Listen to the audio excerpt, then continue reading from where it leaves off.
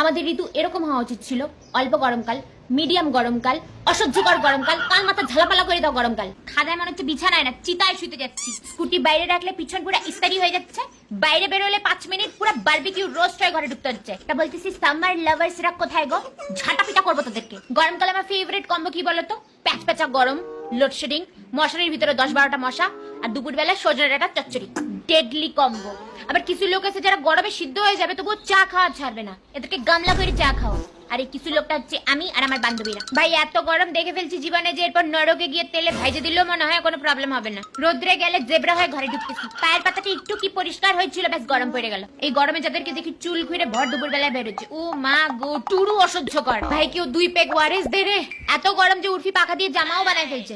ঘাম মুছতে মুছতে তো কপাল আর হাতে সব ভালো রেখাগুলো উঠে যাচ্ছে গো।